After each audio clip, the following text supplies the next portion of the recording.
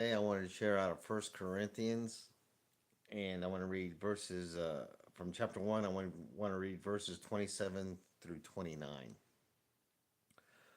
But God hath chosen the foolish things of the world to confound the wise, and God hath chosen the weak things of the world to confound the things which are mighty, and base things of the world, and things which are despised God hath chosen, yea, and things which are not, to bring to naught things that are, that flesh should glory in his presence. Um, so, what really spoke to me though last night, as I was reading this uh, with some personal time that I was sharing with the Lord, was verse 27, um, about chosen the foolish things of the world to confound the wise, and God had chosen the weak things of the world to confound things that are mighty. God is the creator of all. He's the holy ruler of this creation that he made. And he has no qualms about choosing what he uses to show his glory and his holiness to the world. Because of our sinful nature, mankind is always rebelling against God. Um, but we have some members of this human race that are very arrogant, very proud, think that they are very wise and all. Um, and God will use what seems to be foolishness to people of the world, to the natural man of the world, and not the spiritual man of the world, to confuse them. Um, and at the same token, he'll also use somebody somebody or something that is considered weak by the worldly standards to prove his glory and his power over someone or something that is considered mighty. Um, One great example is David and Goliath. Not only did the Philistines, and I dare say most of the Israelite army, think that thought that it was foolish of David to go against Goliath, because David was just a lad, young teenager, um, against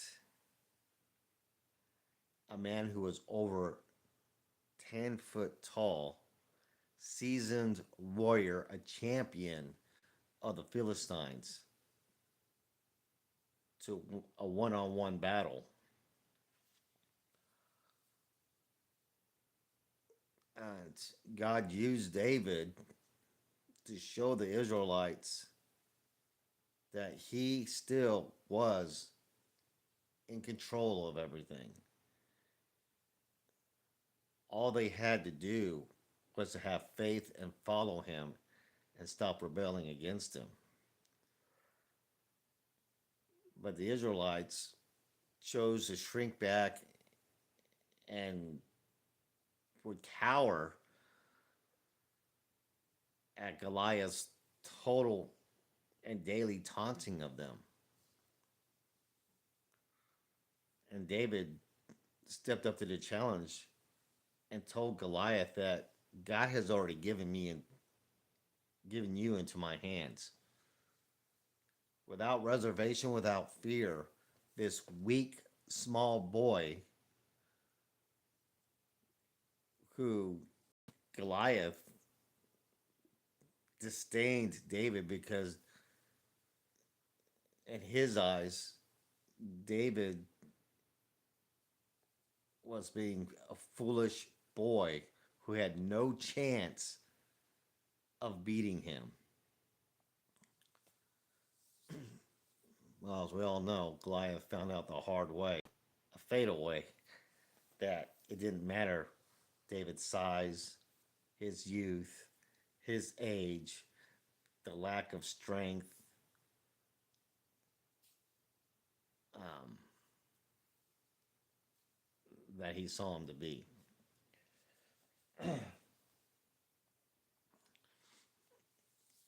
And this is probably going to make some people mad, but a more modern sense of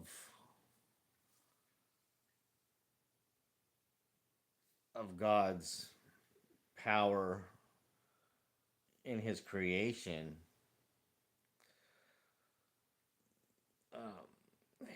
He would also, sorry to say it, but he will also use tragedy. And the thing that comes to my mind is the Titanic, deemed by man, the the creators of the Titanic, to be the mightiest ship ever built. In fact, it was unsinkable.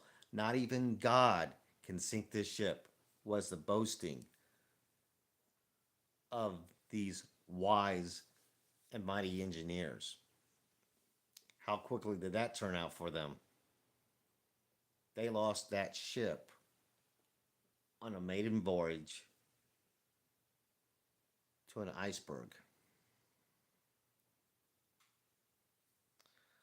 Um,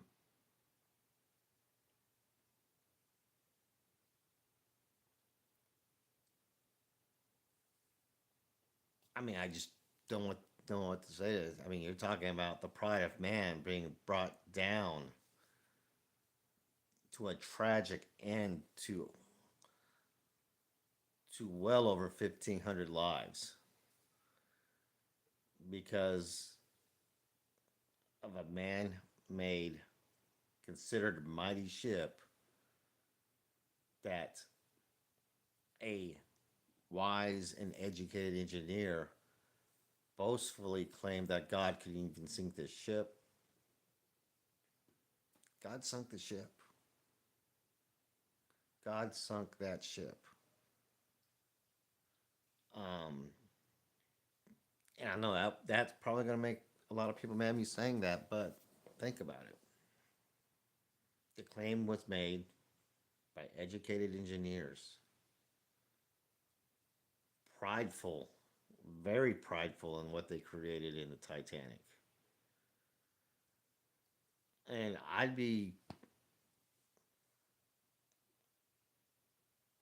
would be willing to say that if they had never made the claim that God could not even sink the ship, the Titanic might still be here today. But I do believe the reason why the Titanic did sink on its maiden voyage is because man got prideful and made the claim that God could even sink the ship himself.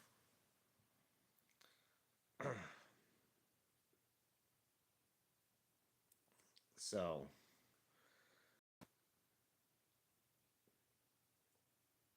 God will use the direct opposite of things that people think or that people know to prove his glory, to prove his power, to prove that he is the creator, he is holy, and he is in charge. Make no mistake. Um,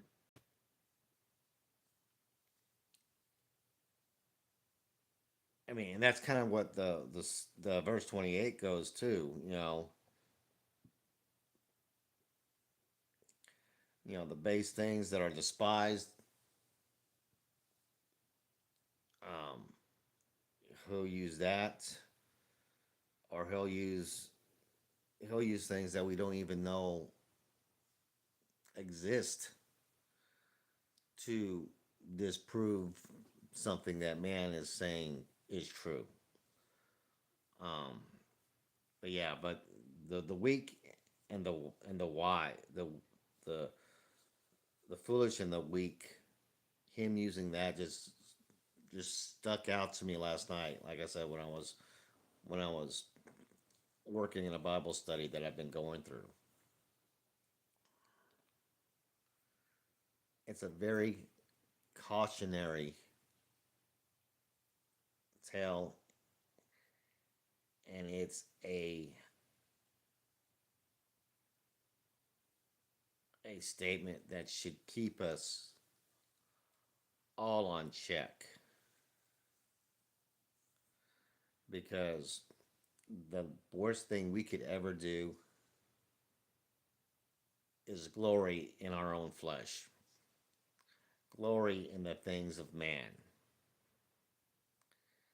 Um, for one, everything created by man is temporary.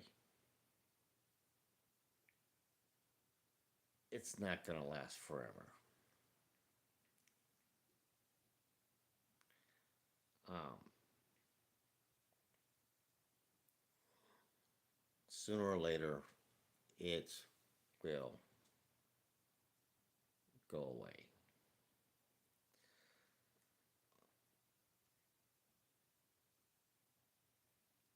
Um, and even the wisest of men, Solomon, he fell prey to sin because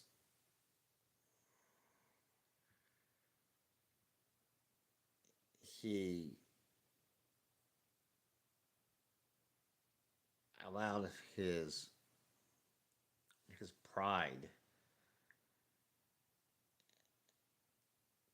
and his lust for women get the better of him.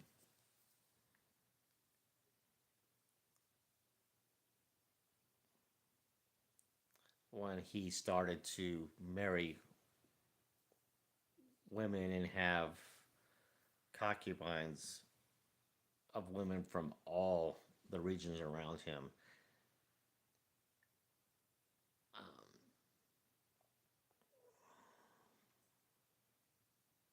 and starting to build altars and idols to keep them happy. He thought he was wise in securing treaties in this fashion, but in the end,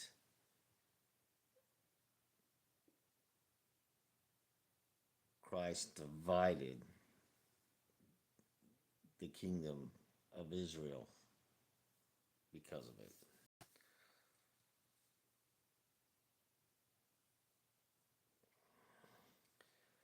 Um, but yeah, whenever the world sees something happens and they think it's foolish and they don't know why or how something ended up that shouldn't have ended up that way, be guaranteed that God had a hand in that, and it was to show us His glory and His power, and we need to pay attention to that. And don't think ourselves so highly and so mighty, because God definitely will use the opposite of what we think are strong and wise to humble us and confuse us when we get too big for our britches. So, with that, I love you guys. You have a blessed day, and we'll see you tomorrow.